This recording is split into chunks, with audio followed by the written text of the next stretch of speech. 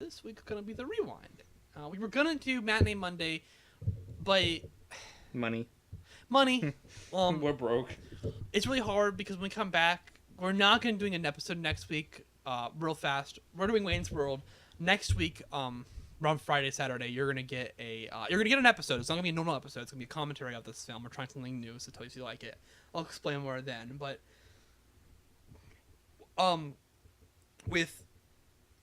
we decided we had to do a rewind because we don't want to see anything. We don't have the money for it.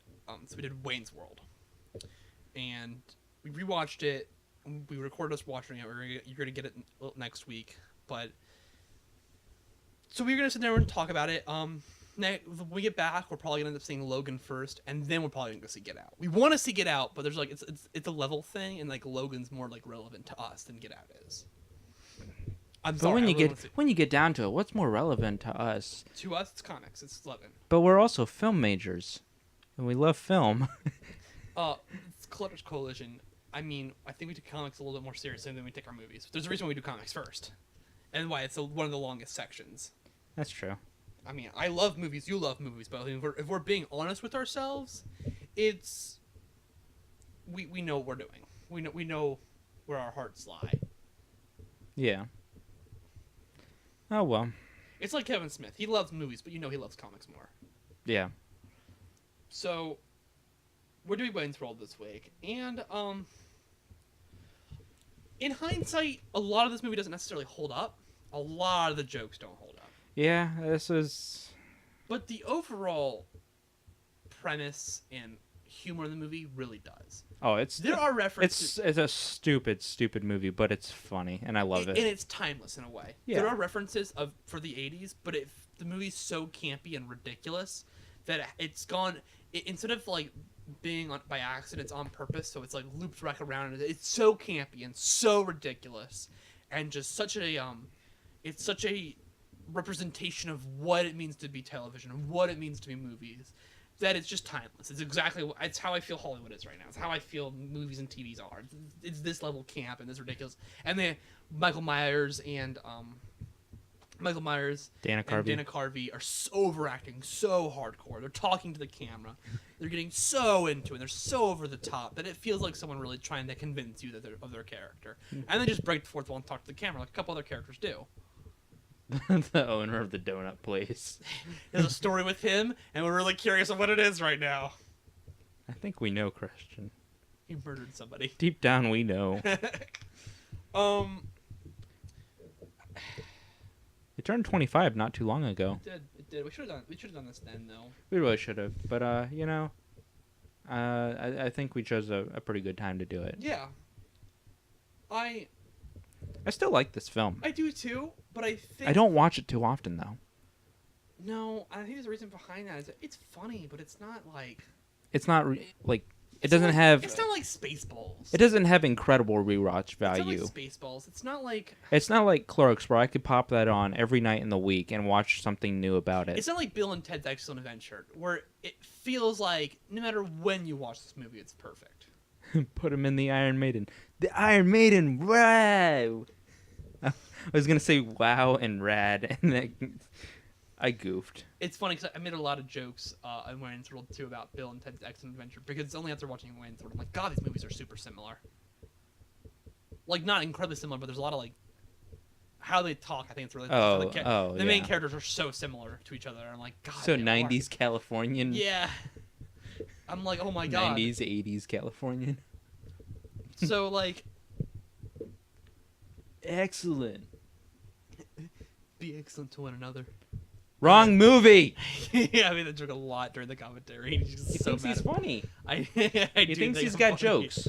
I do think I am funny. God, it's hard. So I think in hindsight, the movie doesn't necessarily hold up, but I don't think it necessarily makes it a bad movie. I just think that you now appreciate it for different reasons. Yeah.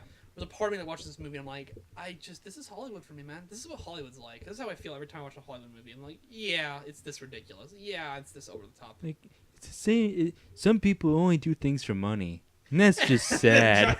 And they're just dressed in this just... Was it Reebok? Yeah, Reebok advertisement from head to toe. Everything he's wearing. I don't know, man, but all of this is giving me a headache. Here, take 2 of these. and they do an aspirin commercial on the spot. I'm like, wow, guys. Little, yellow, different. The Pepsi commercial where he just stops after taking some Pepsi, he stops and stares at the camera and starts talking about Pepsi. I'm like, oh my god. That's easily one of my favorite sequences of that movie. It's the most, I think, the most relevant in anything, because they're independent show creators. They were given a big budget, and the money got to them. And they're like, we need to keep this big budget. We've got all this money, and it's like, oh my gosh, like I hate when people. And of course, and so they started independent. They had this like they lose their integrity, the artistic integrity. But what's great is that they represent a like, hey, but we're still independent. This is our show. It's still an independent. It was our independent show. It started independent, so it's still kind of independent. So they still have that, I guess you can say, drive. Not drive, pretension to it. That they're like, we're still indie, even though we're sponsored with, like, we have sponsors. I don't think they were pretentious about it. I think they just kind of wanted to remain true to themselves. But the thing is that it's not necessarily that they remained true to themselves, that they believed that they were still indie and still independent, even though they had a lot of money. Because they were doing things the old way while everything was changing around them. And when they tried to do their show, when Wayne tried to do the show his way, we got smacked down for it, because it's not how it works anymore. Nope. I mean, it was funny. But what I thought was what I really appreciate is that it shows that yes, you can't sell it to make money, but money's still super important. Yes. Like, there's no point in doing an art film if you can't make something off of it, because you're just wasting you're your never life. gonna, like, unless you're really good or you like have incredible luck, you're probably not gonna make a lot of money off of your art. That's just the way it is. Yeah. Art's not very profitable unless you're selling to the right people. And I like that about this movie, that it makes that point. It's that, like, if it's not profitable, then you're really just doing it for yourself at that point. But when you get down to it, that's probably one of the most rewarding things about art. You're creating something. True, but I like it. It asks the question: is creating for creating purposes better, or is there not some? Is it not important to create? The ultimate goal is to make money doing what you love. Yeah. Right. But you also have to have your artistic integrity. You have to love what you're doing, and it's the same thing with La La Land, which is why that really resonated with me. If you don't love what you're doing, you're doing everything in vain. You can tell every person in that movie loved what they were doing. Oh yeah, all into it. Acting, jazz, that they had passion for those things. Mm-hmm. But you had to sell a piece of yourself to sell the product. Yeah, and I appreciate. And it's the same thing here.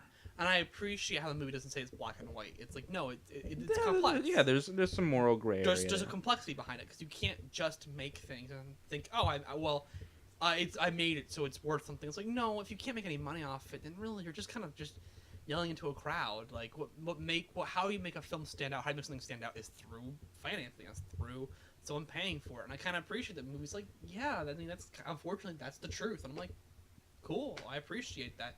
I appreciate you treating this like a complex issue that it is. Also, Alice Cooper's in this.